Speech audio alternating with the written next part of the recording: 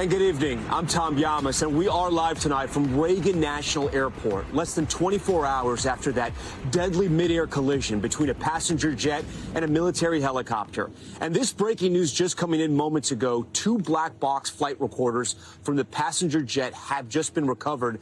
Those boxes, as you know, could contain clues into what went wrong. You can see the airport just behind me right here, one of the busiest in the country, now the center of a national tragedy and a recovery operation. The big question tonight, could this have been prevented? NBC News has confirmed that air traffic controller at the time of the crash was covering both planes and helicopters, a job normally handled by 2 people. Though FAA safety guidelines say a single controller can do both jobs. Normally, though, it is staffed with 2 people. Here's what we know right now. The American Airlines flight departed Wichita, Kansas with 60 passengers and 4 crew members on board shortly before 9 p.m. As it was approaching runway 33 here at Reagan, the plane suddenly collided with a Black Hawk over the Potomac River. That military aircraft had 3 service members on board at the time. And this video showing the moment of impact, a burst of flames, and then both aircraft plunging into the dark and frigid waters below. Take a look at this map. You can see the flight path of the helicopter, which was on a routine training flight at the time, and where it collided with the plane. And listen to this audio from the agency that oversees the airport just moments after the crash. Crash, crash, crash. This is alert 3. Crash, crash, crash. This is alert 3. We're looking for a aircraft versus a helicopter into the Potomac in the area of Reagan National. Here's what we know about the aircraft involved. The plane was a Bombardier CRJ-700. The different models can hold anywhere between 68 and 78 passengers. The helicopter is a Sikorsky UH-60 Black Hawk. It's a versatile military aircraft used in various missions. There is typically a 3-person crew manning that chopper. And tonight we're learning more about the victims, which include members of the U.S. figure skating team, their parents, coaches, flight crews, among so many others. Just moments ago, my colleague Lester Holt spoke to a man who went to pick up his wife and high school sweetheart at the airport when he realized something was terribly wrong. I don't think I've fully come to grips. I just have spent the last 24 hours thinking about my wife in that plane and what was going through her head, and I just have not processed it yet. Recovery teams working tirelessly throughout the day to locate the rest of the victims. Meantime, President Trump paying tribute to the victims, then shifting back to politics, blaming the crash on his predecessors and diversity requirements. I'm trying to figure out how you can come to the conclusion right now that diversity had something to do with this crash. Because I have common sense, okay? And unfortunately, a lot of people don't. We have a lot to get to this evening as the search for answers in this tragedy enters the beginning stages. In that stunning moment of horror, Flight 5342 was only minutes away from landing when the lives of its 60 passengers and 4 crew members suddenly ended. The violent collision with the U.S. Army Black Hawk helicopter also killing 3 U.S. service members, an Army captain, staff sergeant, and chief warrant officer. 67 lives lost in an instant. And last night, as friends and family of the victims prayed for a miracle, there was little hope. Because after that collision in the sky, both aircraft plummeted into the Potomac River, the icy waters that were only waist deep and about 35 degrees. Tonight, we spoke with D.C.'s fire chief moments before he went to meet with those victims' families. When you go into a meeting like that, I mean, what goes through your head and what do you want to tell them? They're going to ask us questions, and we're going to do our best to answer those questions with the facts. The first officer of the American Airlines flight was Sam Lilly. His father posting he was so proud when Sam became a pilot. Also on the flight, some of the country's most promising young figure skaters who were in Wichita at a highly selective training camp. They're our brothers and sisters, and we're all very close to each other. The Skating Club of Boston, devastated. 6 affiliated with the club perished. Olympic figure skater Nancy Kerrigan trained with the club as a teen. Much like everyone here has been saying, is not sure how to process it. Shoot, I'm sorry. For 1956 Olympic champion Tenley Albright, the tragedy brought back memories of the 1961 plane crash that killed 18 U.S. figure skaters. I really can't believe that it happened because I picture them right here. Among those lost now, 13-year-old skater Gina Hahn and her mother Jin. Gina was known for her grace and musicality on the ice. Gina had an amazing smile. Every time you would say her name, she'd immediately give you a smile back.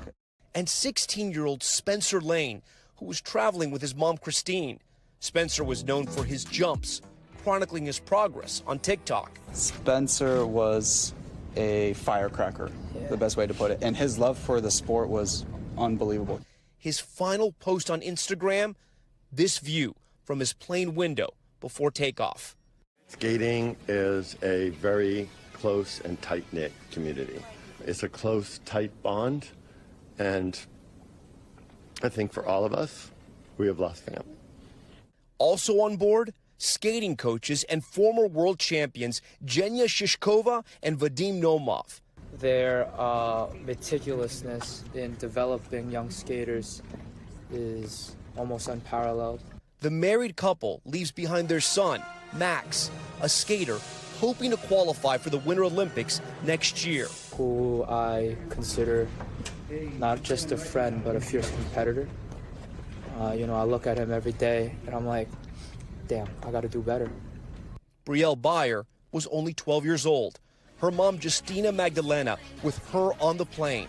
Remembered today at her home rink in Virginia. She's really, really talented, and they were my inspiration.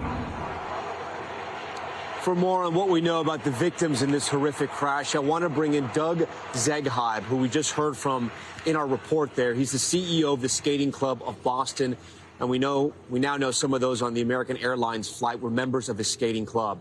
Doug, we thank you for joining Top Story tonight. First off, I am so sorry for your loss, for the loss of your club. I can't imagine what a day like today and last night was like. Talk to me about the skaters who were on this flight, who you knew personally, people like Spencer Lane and Gina Hahn. Young skaters here at the club. Spencer, they referred to him as a firecracker. He was also a phenom.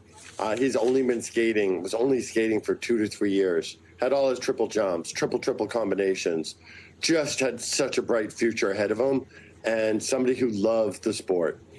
Gina, we've watched Gina grow up here. From just a little spindly kid to this graceful 13-year-old, skater. As amazing off the ice as she was on the ice. And both of these kids had amazing parents, not only supportive of their kids, but supportive of our community. We also know two coaches, Zhenya Shishkova and Vadim Nomov, were also on that flight. Tell me and our viewers about them. They are amazing coaches, and I suppose I have to stop using the present term. We found them in Connecticut in 2017, convinced them to move to Boston as we were preparing to build this new facility, and they came in early, really chose to be part of the opening group for this facility, and they're known for being developmental coaches, and not just coaches of top Team USA skaters, but coaches who get kids to be Team USA skaters from the earliest steps. An integral part of our program, high standards, love the kids, a lot of love and laughter in their coaching, so much fun to work with. And their loss is going to be incredibly hard to replace. Not even thinking about how we might be able to do that. Just going to miss them terribly. Doug, from what I've read, the figure skating community, it is not massive. It is tight-knit. A lot of these competitors, these athletes, have grown up together because they start at a young age. Yeah. They go to the same tournaments like we saw here in Kansas. So what has this been like, this horrible tragedy been like for your community? I would say what I realized from this experience these past not even 24 hours is our community is a global community. We have had outreach from Japan, from Switzerland, from the UK, certainly here in the US, from all over the country. And skating is a small but tight-knit community. and it extends beyond the walls of just the Skating Club of Boston. So, you know, in something as horrible as this, does it feel good that folks from around the world are sharing in our pain and the loss of this whole country? It certainly does. And it reminds us that skating really is a tight-knit family and community. Doug Segheib from the Boston Skating Club, we thank you so much for joining our coverage tonight. I know this is an incredibly tough time for you. Oh, thank you so much for your support. We appreciate it. We also have new details emerging tonight about the communications between the air traffic control and the military personnel aboard that helicopter. This is we're just learning authorities have recovered 2 black boxes from the passenger plane. NBC News aviation correspondent Tom Costello has the latest on the search through the wreckage. Tonight, a source tells NBC News a preliminary FAA report on the midair crash indicates staffing at the Reagan Airport Tower was not normal for the amount of traffic at that hour. Normally, one controller handles planes while another controls helicopters. But Wednesday night, one controller was doing both at the time of the crash, though that is acceptable under established FAA standards. Investigators' best clues into what went wrong may rely on those last few words as controllers asked the chopper crew if they could see the CRJ, the regional jet. S25, CRJ in flight. S25, F1 is CRJ. This club has an aircraft in flight for separation. The response is garbled. Does the chopper pilot say aircraft in sight? This club has an aircraft in flight for separation. If so, why did they collide? Miracle on the Hudson captain Sully Sullenberger says that radio response is critical. It changed the rules, and it required that they see each other until they were safely clear. Like many airports, Reagan has had its share of close calls in recent years. March 7, 2023, controllers ordered a United flight to abort takeoff after another plane crossed in front of it. April 18, 2024, a Southwest plane crossed a runway just as a JetBlue flight was preparing to take off. May 30, 2024, a controller canceled takeoff after another airliner was cleared to land on an intersecting runway. Veteran pilots say flying up the river to runway 33 involves staying between 400 and 500 feet, while helicopters should be flying beneath them under 200 feet. It requires a lot of skill. The runway is very small for an airport that handles this amount of traffic. The new transportation secretary says last night's flight activity was routine. This was not unusual with a military aircraft flying the river and aircraft landing at DCA. Some breaking news this evening. A source familiar with the investigation tells us investigators have now recovered the 2 black boxes on board that regional jet, and they are likely already at the NTSB headquarters just a mile away. And lastly, Tom, sources are telling us they will likely be looking at whether that helicopter was above its designated altitude when it was over the Potomac. If so, that could have put it in direct conflict with this regional jet. Tom? Tom Costello there with some new reporting for us. Tom, we thank you for that. I do want to bring in Bill Nolan. He's the former acting administrator of the FAA, where he served under President Biden from 2022 to 2023. He's also a seasoned pilot who has flown both military choppers and commercial flights. Bill, thank you so much for joining Top Story tonight. I want to start with what we know so far about this crash. I don't want you to assign blame, right, because we know it's very early, or speculate. But from what you've seen so far, the facts you've seen, the video you've seen so far, what stands out to you as being out of place? Well, you know, it's been talked about. So first, thank you for having me on. I just want to once again express my sympathy, deepest sympathy for the victims, for their families. What we are seeing, we're close to 24 hours nearly into this post-accident here, is as we start to gather more facts and more data, and now that the NTSB had to lead, things will start to come into focus. I'm not prepared to speculate on a cause. I want to leave that to the NTSB. They do an incredible job of doing that. But what I can tell you, they'll be particularly, you know, once you've been assigned a visual approach, once you call the runway in sight, and you're expected to maintain visual separation, you look at all of those things. I mean, you talked about the controller staffing. So this is a moment for us to, despite how safe we've been, this is the first fatal passenger accident in almost 16 years. but we take every one of these very seriously, and we come together and say, what do we know? What did we miss? Secretary Duffy is absolutely right. This accident should not happen. We don't expect accidents to happen. And so when they do, we marshal all our resources and try to get to the bottom of it. We know they've recovered the black boxes. We reported that at the top of the broadcast, and Tom Costello gave us a little bit more context about that as well. Walk our viewers through what investigators will pull from the 2 black boxes from the passenger jet. Yeah, from the passenger jet, they've got a clearance. You know, you're on you come up wherever you're. In this case, coming from Wichita, you're on a flight plan. You're on, airways. You're flying, on procedure. You get into the airport traffic area or into DCA, and at some point, in this case, because it's night VFR or visual flight rules, you are cleared once you've got the runway in sight. You're cleared for a visual approach. So based on what we're seeing, that the jet is at about 300 feet, they're probably descending at 500 to 700 feet per minute. And as far as they're concerned, they're a minute away from landing, right? So what will be critical to understand is what happens in terms of the helicopter, maintaining that visual separation.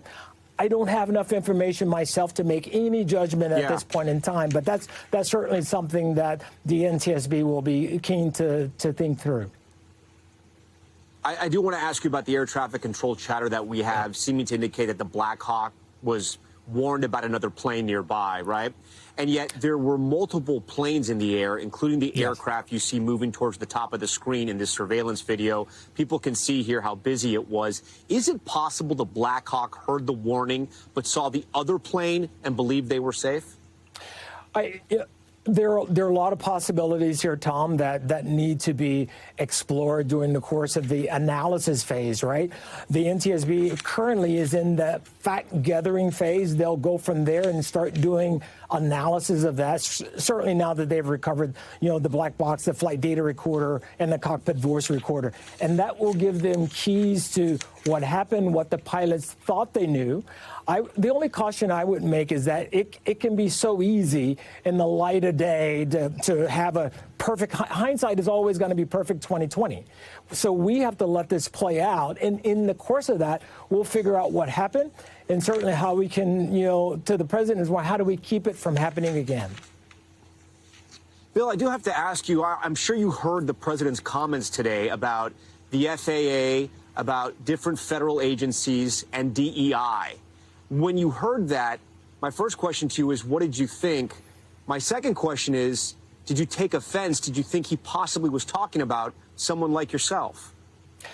No, I don't think so at all. And look, having sat in the administrator's chair, I'd say myself and everyone else who's ever sat in that chair, they appreciate the gravity of what it means to be the administrator of the Federal Aviation Administration, 44,000 plus, now close to 50,000 professionals who oversee the most complex airspace in the world. Now, does that mean that we can't get better? Does that mean we shouldn't embrace innovation and figure out how, as our airspace gets more complex, how do we do that even better? We owe that always to the American people because, Tom, we can never rest on our record. And we can never rest and say, it hadn't happened in 16 years. Safety, one of the axioms is that is terribly unforgiving of mistakes. So, and sometimes that mistake is a very costly one, as it was last night. Do you think the comments about DEI so early in the investigation, I mean, less than 24 hours after this happened, trying to blame this on DEI and or race, did that have anything? How does that complicate what's happening here behind me? I think what you'll see, Tom, is that the NTSB, I would say, Chair Harmony, I have the highest respect for that agency. They're superb at what they do. Their focus, right? They will allow no distractions, if you will, to get in the way. That team will focus on what are the facts, how did we get there, what happened in the run-up, in the lead-up to getting to this point in time, and then they'll come away with findings and then recommendation and how do we prevent it going forward. And I think that will give us a better sense of what we could go start to discuss about anything else that you can think of. But right now, our goal is is where it's at. Let's turn it over to the professionals, and then let's sort of look to the future to say, we've had a strong system. You know, we've gone nearly 16 years without a fatal commercial passenger accident. In that time, we've flown nearly 13 billion, with a B, billion people. And that's just the U.S., right? So we've got a strong system, but let's make sure we keep it that way. And I would agree with the president, say we want the best system in the world, so we just keep working at it. Bill Nolan, former FAA administrator, we thank you for joining Top Story tonight. Thank you very much. As we've mentioned, we know at least 3 members of the Army are presumed dead in this crash. I want to bring in NBC senior national security correspondent Courtney Cubey tonight. So, Courtney, what more do we know about those on board the Black Hawk? What has the military told you?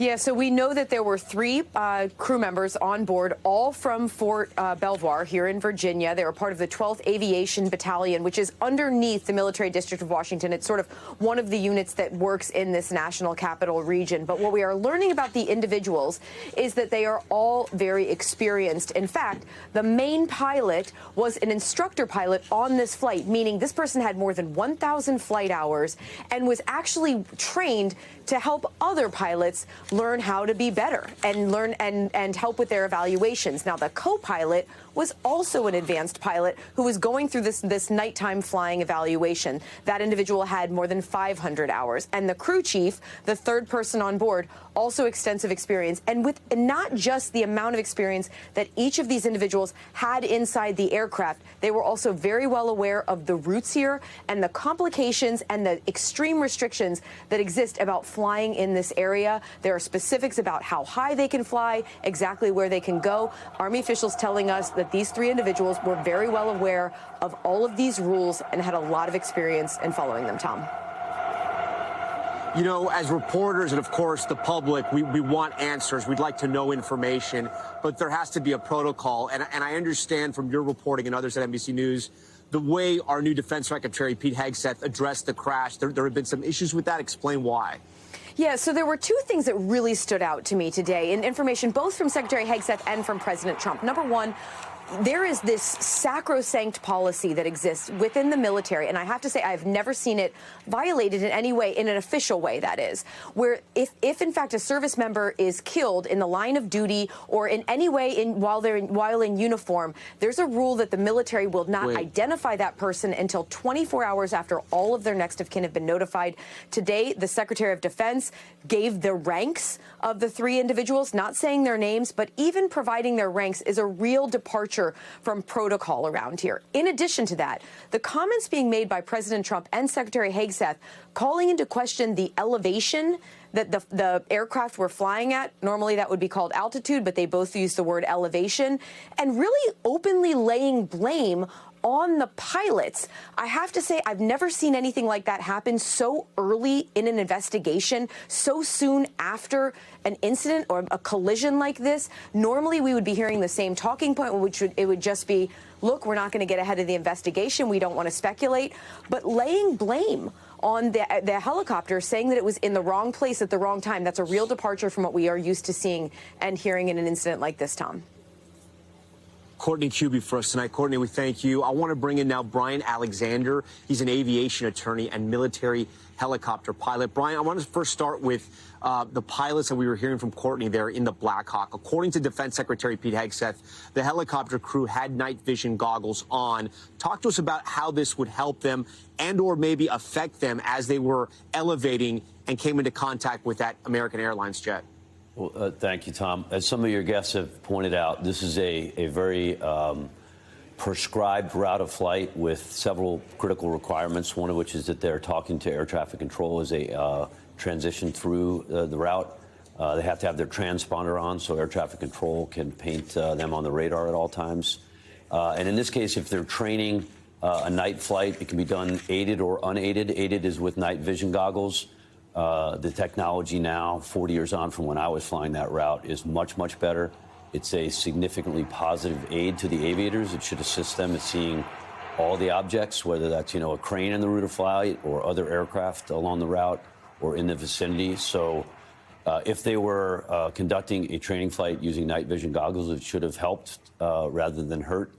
in their ability to identify aircraft. I would suggest to you here that the possibility mentioned by you of him perhaps misidentifying the aircraft that was called out by air traffic control, again, too early to speculate, but a real possibility that that may have happened, having flown up and down in a similar congested environment along the river at night, a lot of lights coming out of the city of Alexandria.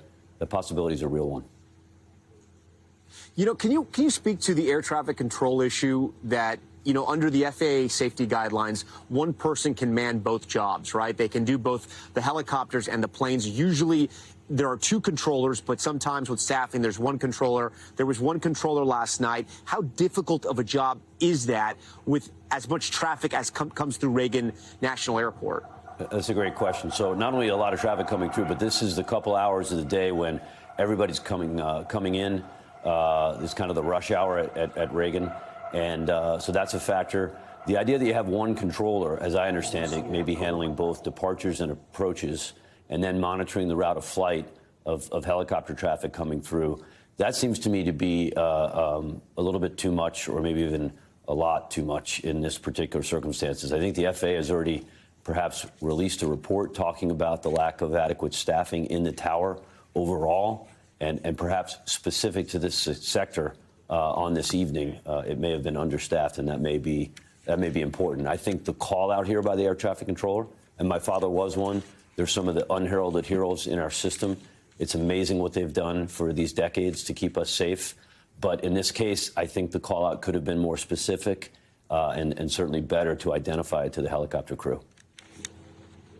Brian Alexander, we thank you for joining Top Story tonight. Your analysis has been incredibly helpful. I do want to turn to the major search and recovery operation underway in the Potomac River just behind us here, as there are still boats out there in the river. There are believed to be no survivors of this crash. NBC Washington is reporting an estimated 40 bodies, at least 40, have been pulled from the water. For more on this daring search, I want to bring in Detective Joshua Fiddler, who served as a public safety diver with the Baltimore Police Department for many years. Joshua, thanks for being here with us tonight. Thank you for having me. Talk to me about how difficult it was for divers last night here. Situations like this are extremely difficult for the recovery teams. They're not just dealing with the cold outside of the water. The water is extremely cold right now. They're dealing with situations like a strong current in the Potomac River, which is going to wash any kind of recovery operation downstream. It's going to expand the search area. Along with that, they're also dealing with entrapment hazards. You're dealing with sharp objects in the water. The divers are going to encounter so many different situations to deal with. This was such a traumatic accident. If there was anyone who survived the impact and then the aircraft land in the water, they crash into the water, if anyone survived the impact, do you think there would have been any chance to rescue them, or it just would have been so impossible? So with the current conditions, the rescue window is a very small one. With water temperatures in the low 40s, you have a very short time before hypothermia sets in, and tragically, death. And even when we know the fuselage was in several different pieces, some of it underwater, it's pretty much impossible, right? This was an impossible operation. It's extremely difficult, yes. Talk to me about how they were able to retrieve the black boxes, what that process is like. They said at the NTSB press conference they were underwater earlier, but by tonight they were able to recover them. So even though the Potomac is a fast-moving river, it's not very deep here. So divers can usually locate the fuselage of the aircrafts. Once they locate the fuselage of the aircrafts, then they're able to locate the black boxes inside.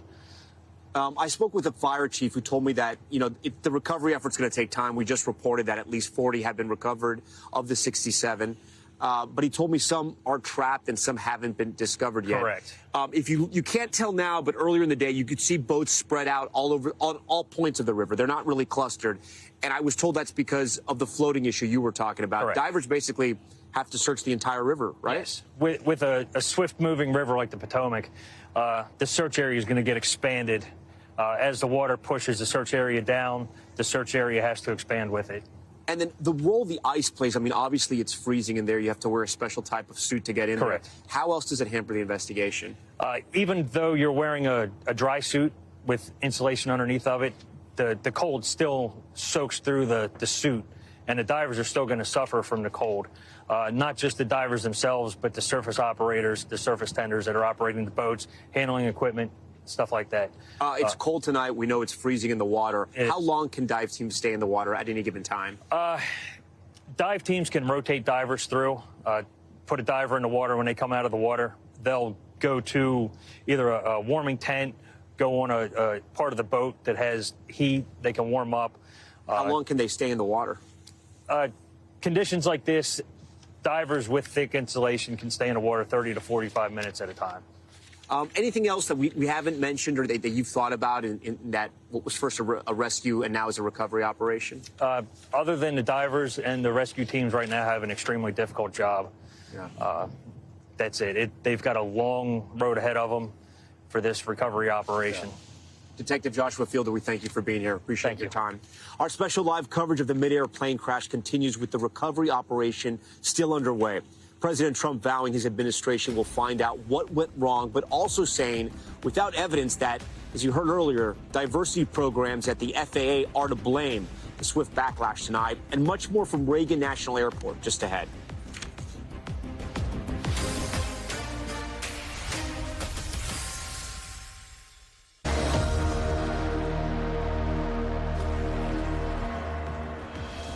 We are back now with a special edition of Top Story live from Reagan National Airport. This is a live look tonight at the airport where that horrific tragedy took place. Still in the Potomac River right now, recovery crews, search teams looking for any type of evidence, but also some of the victims that are still in the water.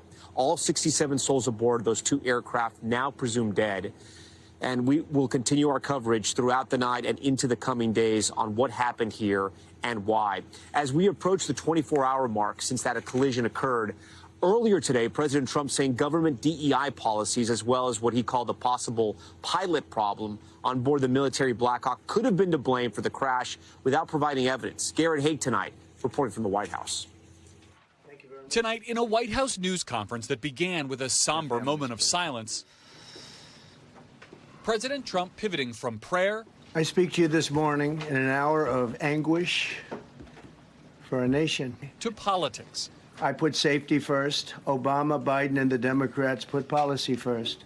Suggesting without evidence that Democratic DEI policies at the FAA and military, which President Trump ended last week with an executive order, may have contributed to the midair collision. We have to have our smartest people. It doesn't matter what they look like, how they speak, who they are. It matters intellect, talent. At one point, going after Biden Transportation Secretary Pete Buttigieg. Just got a good line of bullshit. He's run it right into the ground with his diversity. But reporters pressing the president. What evidence did he have that diversity hiring caused the crash? It just could have been. And later, as he signed an order to review FAA hiring decisions the last 4 years. Are you saying race or gender played a role in this tragedy? It may have. I don't know. Incompetence might have played a role. We'll let you know that. The president echoed by the vice president and defense secretary. We want the best people at air traffic control. The era of DEI is gone at the Defense Department. But the comments sparking fierce backlash. Buttigieg posting, despicable. As families grieve, Trump should be leading, not lying. We put safety first. The top Senate Democrat responding. For the President of the United States to throw out idle speculation as bodies are still being recovered and families still being notified. It just turns your stomach. Garrett Haig joins us live tonight from the White House. Garrett, as we know, the president and now this White House communicate in many different ways, including from the podium, but also on social media and through statements. Are they standing by the president's DEI comments? Are they doubling down, or are they backing off tonight? Yeah, not only are they standing by it, Tom, I do think they're doubling down. Just a little bit of process, how we do things here at the White House. That signing ceremony today was supposed to be something done behind closed doors without cameras present. The White House changed that later in the day to open it up, I think, for the opportunity for the president to continue to make these points. Even the order itself is sort of duplicative to others that he's already signed on, DEI more broadly in the federal government. This order more specifically targeting the FAA and transportation issues. The White House clearly sees this as an issue they want to be talking about for one reason or another politically, and the president is going to keep talking about it, as we saw tonight. And then, Garrett, I know you have some new reporting tonight about something happening over at the FBI. What can you tell our viewers? Yeah, this is interesting. Even as Kash Patel's hearings continue on Capitol Hill, multiple FBI sources are telling my colleague Ken Delanian that there is an effort underway to basically get people who were promoted under Christopher Wray, the former FBI director, to resign or retire, or else they will be demoted, they are being told. Now, this is from one current and 3 former FBI officials telling NBC News this. These are people who have the title of executive assistant directors. They are senior managers of the FBI. There's clearly a movement underway to clear out some of these holdovers from the Chris Wray administration of the FBI to make way, presumably, for Kash Patel if he's confirmed by the Senate to pick his own team. Garrett Haake, we thank you for being there for us tonight. We have much more of our live coverage on the mid-air flight collision, some of the victims with ties to the city of Wichita, Kansas, what the loss means for that tight-knit community. Stay with us.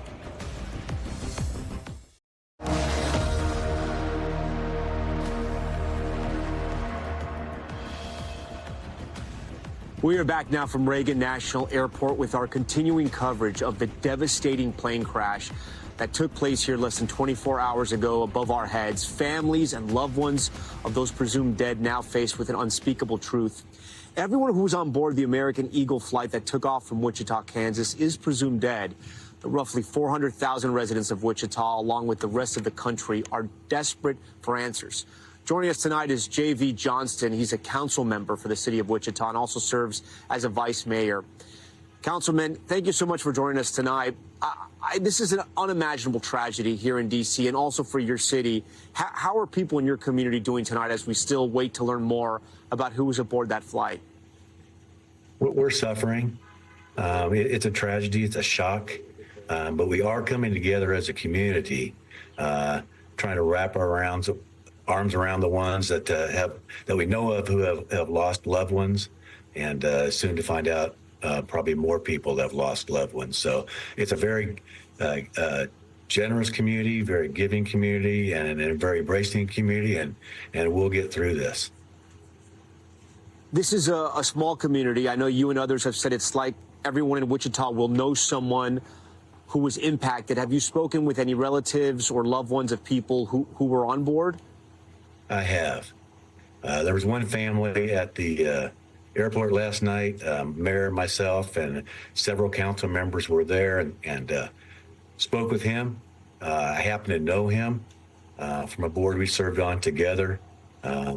He lost his oldest daughter. Very, very tough situation. Another daughter was with him, and it's just really, really hard. He's just such a wonderful, wonderful person, and it's just hard to see him go through that. Yeah, I can't imagine. I know this flight path is relatively new, only about a year old, if I'm correct. It's the only direct option from Wichita to Reagan National. I know the Wichita community celebrated this. Do you have any sense of who in your community might have been on this plane? That we know a lot about the skaters who were there in Wichita training. Do you know any other groups that might have been on the plane? I've heard from a couple of friends that have friends on the plane. So, yeah, I've heard from some people that are on the plane, but we don't have a full list of who was on that flight. So the city council is going to use that. What questions do you want answered? What questions do you want answered by federal authorities? Well, I think right now is we need to do things in order, and we need to embrace the victims of this, their families, and get them through this crisis first, and then we can start asking those questions. But obviously something went terribly wrong. That military helicopter slammed right into the side of that plane. It didn't look like the plane was doing anything wrong. So we definitely want some answers, but right now we need to wrap our arms around the people on this tragedy and get them through it.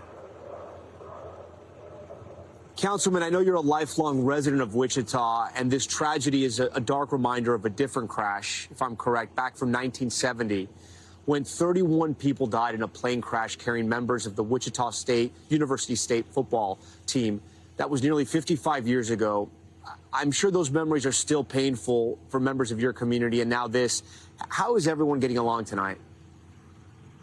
Good. Actually, my parents were supposed to be on that flight, October 2nd, 1970. I was 10 years old, And my father won a ticket season contest selling tickets. And 3 days before, the athletic director called him and said, Jerry, we have room for you, but we don't have room for the other gentleman, the one that won the trip. And my dad said, no, you take Bob and his wife, and I'll stay home. And I still remember the time when he came home and we heard about the crash of that plane. And it still sits with me today. And in my office, there is a painting of the memorial that sits at WSU's campus even today. So it's a similar feeling. Obviously, I'm just a lot older, but it's tough. It's really tough. Yeah, talk to me about what does your community do moving forward as far as doing things for the families of these victims where you guys are living? We've said there's several agencies. The Sedgwick County has the ComCare, licensed care, mental health care, and United Way, and a couple of other agencies have all come together to set up a hotline and a system to help people through this crisis. So it's a very proactive community, and they set that up at 3 o'clock today, and expect to hear announcements about that very soon. Councilmember J.V. Johnson, we thank you for your time. We thank you for sharing. We know this is an incredibly tough period for your community. We will be thinking about you. Thank you. And I just asked that everyone can say prayers for us. We had a prayer gathering of every race and every religion today, and it was just a wonderful, wonderful gathering where people came together and prayed. And I asked the rest of the country if they could also pray for us and the other, the skaters and the people from other countries that were involved in that plane too. And we will. Councilman, we thank you for your time. We will continue those prayers. Our live coverage of the deadly midair collision continues right after this short break. The incident marking the deadliest crash in more than 2 decades. The latest in the investigation and the changes to the FAA following previous accidents. Stay with us.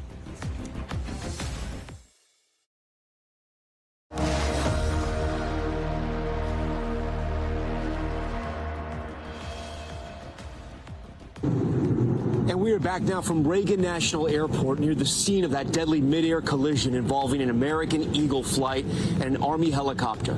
First responders still on the Potomac River right behind me where recovery operations are underway. This tragedy marks the first fatal disaster involving a U.S. commercial airliner in 16 years. NBC News correspondent Ryan Nobles takes a look back at some of the other high-profile crashes on American soil and the lengthy investigations into their causes. Search and rescue efforts are still ongoing following that disastrous mid-air collision between an American Airlines regional carrier and a military Black Hawk chopper near Reagan National. Investigators already beginning the difficult work of trying to determine what led to last night's crash. The last major accident involving a U.S. commercial airliner 16 years ago, Colgan Air Flight 3407, a Bombardier regional jet crashed on approach to Buffalo, New York, killing all 49 people on board and 1 on the ground. Investigators determined pilot error was to blame. But the inquiry highlighted serious problems facing regional carriers, including grueling work schedules for pilots, long-distance commutes, and exhaustion. Investigators believe neither pilot in the Colgan air crash had slept well the night before after commuting long distances cross-country. That accident triggered the first FAA rule change to address pilot fatigue in nearly 5 decades, including a maximum duty day for pilots of 9 to 14 hours, maximum flying time of 9 to 10 hours, and more rest time between flights. Last night's crash evoking another disaster in the Potomac more than 4 decades ago. In 1982, Air Florida Flight 90, a Boeing 737, crashed into a bridge just seconds after taking off from National Airport in a blinding snowstorm, leaving 78 dead. 5 people escaped the wreckage in the icy river, with cameras capturing the dramatic rescues. Investigators found the flight crew's failure to properly de-ice the aircraft before takeoff likely caused the crash, leading the FAA to change de-icing regulations for airlines nationwide. Another big question investigators and lawmakers will be confronting in the weeks and months ahead is Reagan National Airport over capacity. With the busiest runway in America, the airport has experienced a series of near collisions in recent years. Last May, American Airlines Flight 2134 had been cleared for takeoff, speeding down the runway. At the same time, a smaller private plane was landing on an intersecting runway, forcing the American jet to slam on the brakes. American 2134, cancel takeoff clearance. 0 Alpha Alpha, go around. 1 month earlier, a JetBlue plane nearly collided with a Southwest plane, the two jets coming within 1,000 feet of each other. We thank Ryan Nobles for that report. When we come back, we'll have much more from Reagan National Airport and that horrific accident that happened last night. Coming up right after this break, we'll speak with Lester Holt, his thoughts so far on covering this terrible disaster. Stay with us.